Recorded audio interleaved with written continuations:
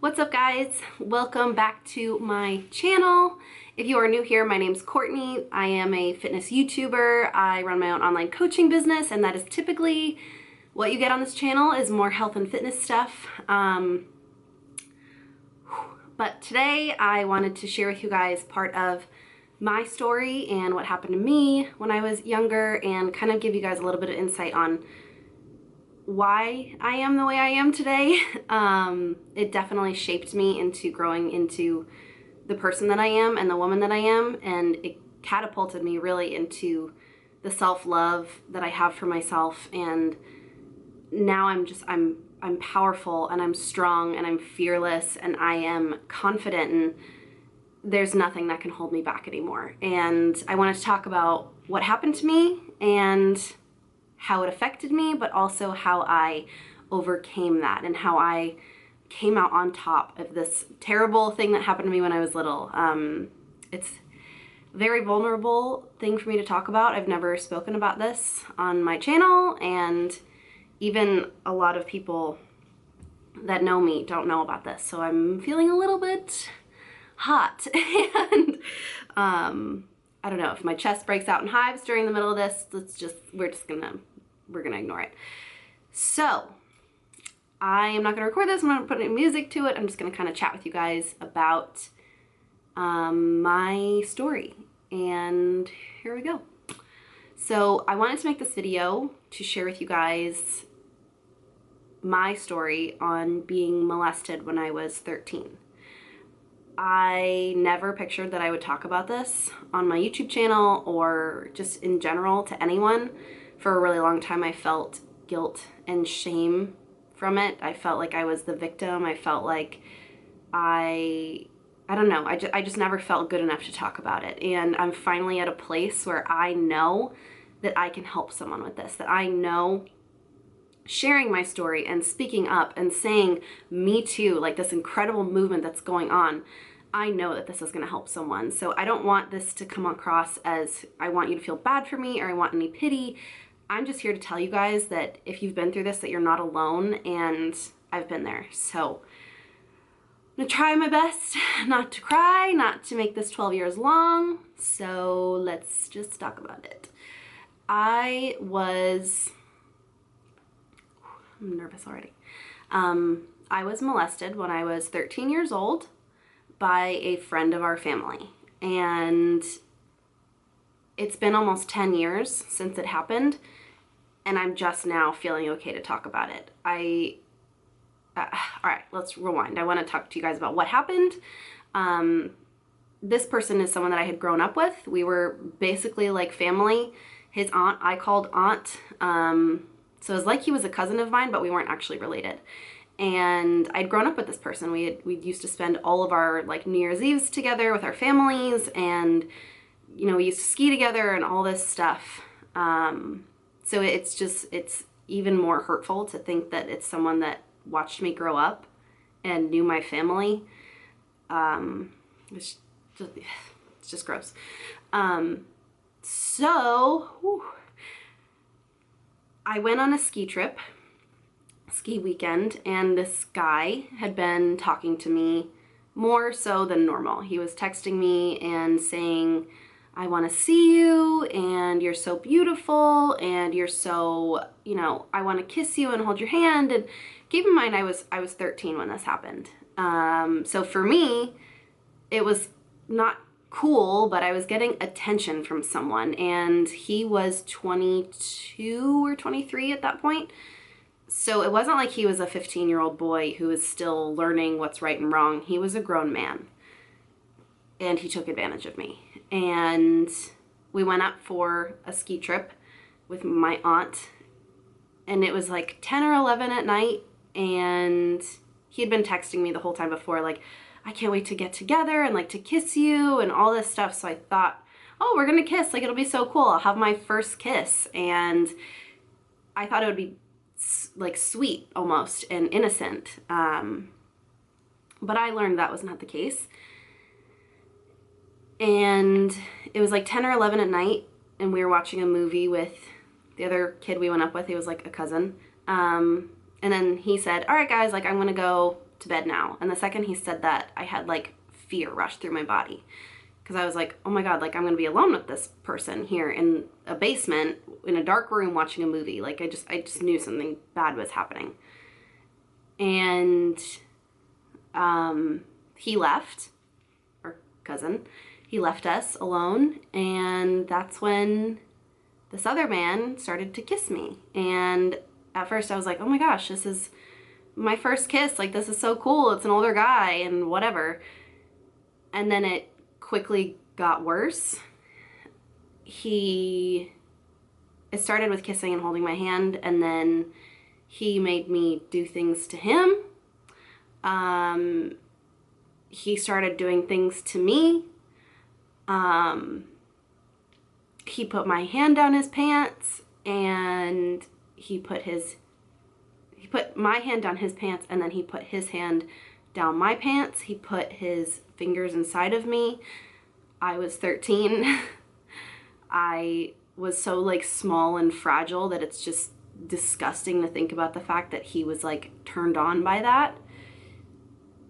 So he was touching me, and he was making me touch him, and he made me put my mouth on his parts. And I was like paralyzed during the entire thing. I was just standing there like, I couldn't scream, I couldn't get up, I couldn't stop what was happening. I was just like so scared in that moment. This guy was a big guy. He was like 6'1" or so. He was like 250 pounds, and I was like, oh my God, like if I yell, I just thought he would hurt me. So I just kind of like let it happen. And he was doing what he was doing, and I was like, oh my God, I physically couldn't move. And I feel like when this happens to some people, if you've gone through it, then maybe you would know. Some people like black out during it. They don't remember anything. They're just like, I don't know, I literally blacked out the entire thing.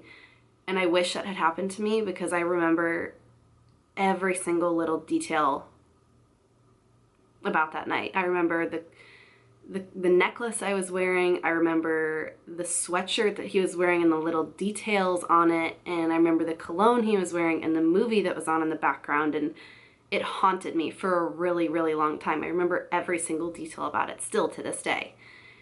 And there was one point where I was like, this is so wrong. Like, this is not okay. Like, I was so scared. I knew something was going on.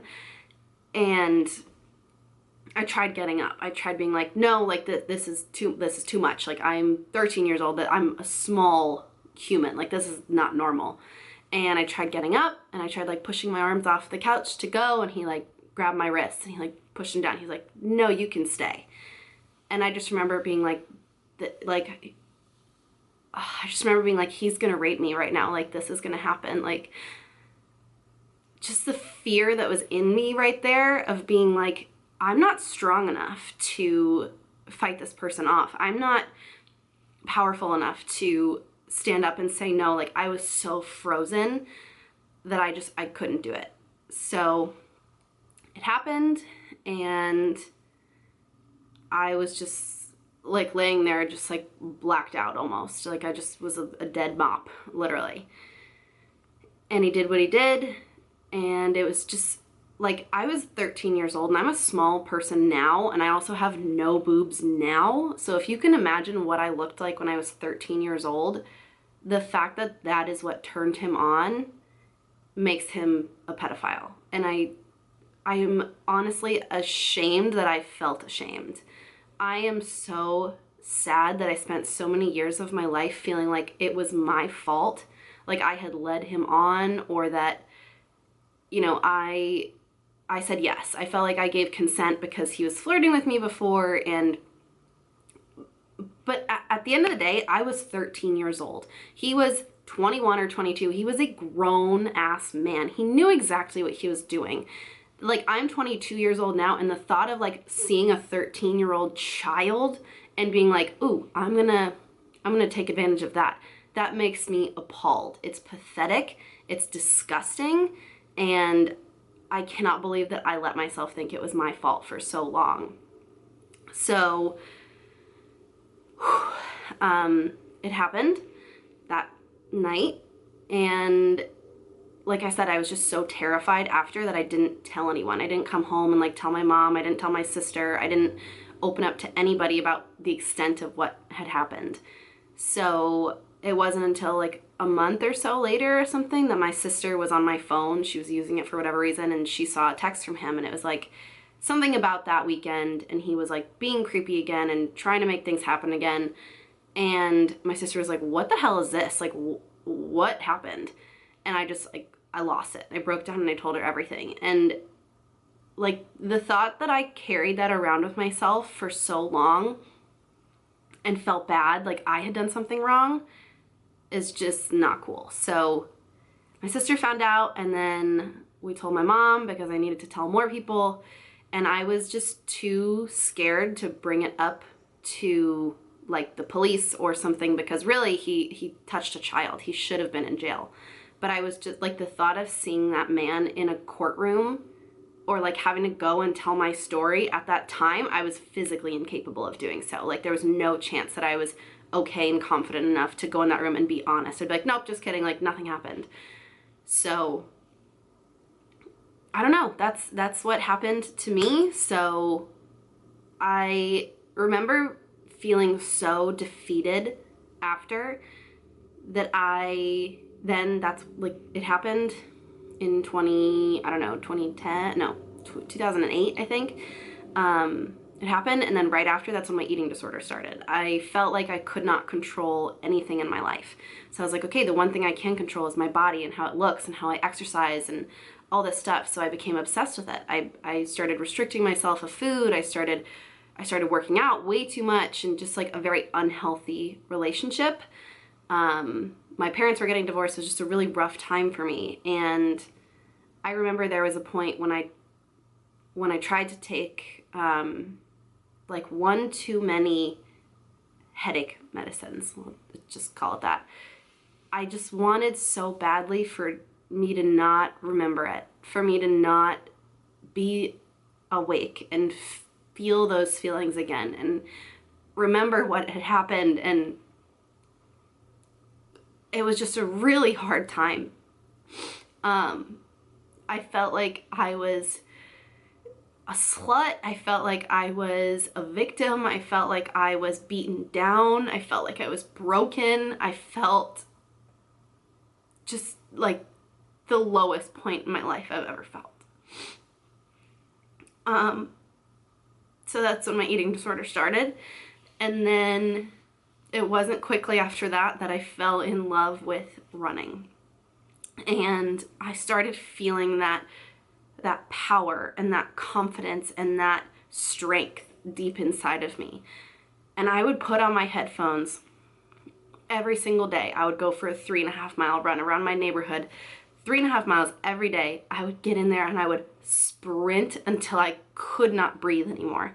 I was like, in the moment, it was my therapy. I was like, no one is as strong as me right now. Like, nobody can touch me when I'm doing this. Like, it was a very amazing, moving mental space for me. And I just remember being like, I can't stop. Like, I couldn't stop running. Like, that was my, like, get it all out, leave everything on the table, and just kind of, like, deal with what was going on in my mind.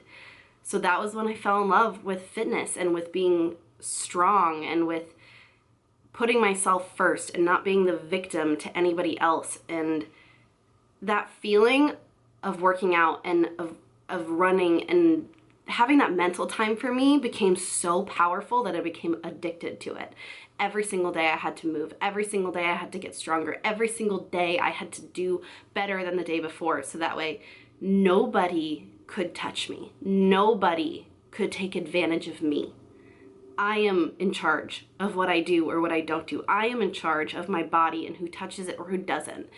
I felt this strength coming out from deep inside of my soul that I was like, oh my God, like this is how I'm supposed to feel. And I took that feeling and I literally ran with it. And I just want this story and me sharing this to have a purpose for you guys. And I want you to realize that if you've been through the same thing, if you know someone who's been through the same thing, I mean, the rate of women who have been raped or molested or abused in the world is truly so disheartening and like painful to think about. So I know that someone who's watching this has been through the same thing. And I just want to let you know, you are not the victim anymore. You are not, you don't have to feel ashamed. You don't have to feel like you did something wrong or that you led this person on. You don't have to feel like you're broken. You are bulletproof. Nothing can break you down. Nothing. I have gone through so many ups and downs after that had happened, and I'm in such an amazing mental space now because of my love for getting strong and for feeling my body be alive and feel it be mine and feel like nobody can touch me anymore. Nobody can take advantage of me. And that is why I'm spreading this message out to you guys, because you don't have to let it happen. You don't have to keep this bottled up inside. It's just been almost 10 years since it's happened to me, and I still am just getting confident enough to talk about it. So I know that this is kind of all over the place, but I just wanted to, with this whole Time's Up movement and Me Too, and seeing how many women this has affected, it's time to take a stand, and it's time to talk about this, and it's time to not let these things just get brushed under the rug. I didn't talk about it because I felt like, oh my God, I don't want to be a pity party, and oh my God, I don't want anyone to feel bad for me. And by not doing that, I just gave him, that person, the power. I let him get away with it and move on with his life, and that's not okay. So if you are going through the same thing, if you have been through the same thing, if you know somebody who's doing this, please reach out to me. I am all here for you guys. I'm here to spread my message, and how your past and what you've been through does not translate into your future. You do not have to go through something alone. You don't have to go through something and have it define you and break you down and make you feel like you are worthless or like you are nothing. It's your job to pick yourself back up. It's your job to make yourself strong and empowered and feel like you are unstoppable, because you are, and you are in charge of your life and your body and how you feel and how you look. So one of the biggest reasons why I became an online fitness coach is because I want to make women out there realize that they are strong enough. They are big enough. They are powerful enough to be in charge. And that is what I'm trying to spread here today by sharing this message with you guys. I hope that this message maybe helped just one of you guys. This is so weird for me to talk about this on social media, but I feel like there's a change happening in the world right now where we're not letting this happen anymore, where we're taking a stand finally. And we have to capitalize on this time. Like, if we don't keep unraveling what's happening and where it's coming from and how we can stop it, it's just going to keep going on. And part of that, the first step, is talking about it, saying me too. It happened to me too. And not feeling scared in opening up about that, and feeling like I can talk about that freely because it's my life and it happened to me, and I am damn sure that I'm going to talk about it and change it. I'm going to use this as a moment to bring better into the world, to bring better to myself and to the woman next to me and to the woman down the street whose husband beats her and all this stuff. I am here to change that. I am here to change the way that women feel after things like this have happened to them. So I know that this is a very deep, heavy video, and I hope that you guys found it helpful, or you're at least inspired a little bit to be strong and to be a warrior and to not let anybody take advantage of you again. You're in charge, and it's your job to show yourself your strength, to bring that to the surface, and to be a badass, because you are. So, whew, this feels like I just lost 4 pounds off my body. I'm so hot, I'm sweating. But I hope that you guys enjoyed this video. Share it with your friends if this is something that they've been through as well, or if it's something that you feel passionate about spreading this message to. I really feel like this is an amazing point where I had to tell my story and I had to say it on camera and say it out loud for me to know, okay, it's time that I talk about this and it's time that I do something about it. So I hope that that came across that way in this video. I love you guys so much. Thank you for letting me come on here and be my unapologetically self. Like, I come on this channel to be real with you guys and to share my struggles and my success. And I wanted to share this part of my story with you so that way you guys get to know me fully and completely, because that's what happened to me, but it does not make who I am. I make who I am. So I love you guys so much. I will see you in the next video for not as deep and heartfelt of a topic. Yeah, I'm feeling very relieved right now after getting this off my chest. So I'm gonna go take a deep breath, maybe take a bath, relax a little bit. I love you guys so much, and I'll see you in the next one.